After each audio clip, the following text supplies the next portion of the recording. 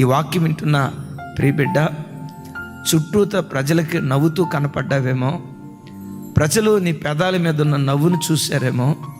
ఈ రాత్రి నేను ప్రకటించే నా దేవుడు, ఏ ఇంట్లో ఉండి వాక్యం వింటున్నావో, ఏ దేశంలో ఉండి వాక్యం వింటున్నావో, ఈ దేవుడు ఈ రాత్రి నీ హృదయంలోకి తొంగి చూస్తున్నాడు. నీ దుఃఖాన్ని దేవుడు త్రాసులో తోస్తున్నాడు. ఎందుకు త్రాసులో తోస్తున్నాడో తెలుసా? శ్రమ నొందిన ఏండ్ల కొలది సమృద్ధిని ఇవ్వటానికి దేవుడు తోస్తున్నాడు. నువ్వు శ్రమ నొందిన ఏండ్లు దేవుడు లెక్కిస్తాడు. కన్నీళ్లు కార్చిన ఏళ్ళు లెక్కిస్తాడు. దుఃఖపడిన ఏళ్ళు లెక్కిస్తాడు. నా బ్రతికేంటి ఎలా అయిపోయిందని రొమ్ము కొట్టుకుంటూ ఏడ్చిన దినాలు దేవుడు లెక్కిస్తాడు. నేల మీద నువ్వు కాచిన కన్నీటి చుక్కలు దేవుడు లెక్కిస్తాడు. మరి విశేషంగా ఎంత శ్రమను, ఎంత దుఃఖాన్ని అనుభవించావో నీ దుఃఖమంతా దేవుడు కొలుస్తాడు. నీ నిందను దేవుడు కొలుస్తాడు. ఎందుకో తెలుసా?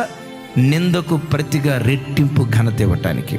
రెట్టింపు ఘనత ఇవ్వాలంటే ముందు నువ్వు ఎంత నింద పొందావో దేవుడు కొలవాలి కదా.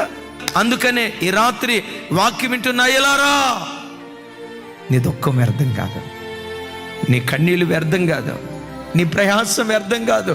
గుండెల్లో దుఃఖ సముద్రం పెళ్ళుబుకుతూ చుట్టూతా వాళ్ళు చూస్తే ఏమనుకుంటారోనని నోట్లో గొడ్డడ్డం పెట్టుకొని, నోట్లో బట్ట కుక్కుకొని కుమిలి ఏడుస్తున్నావేమో.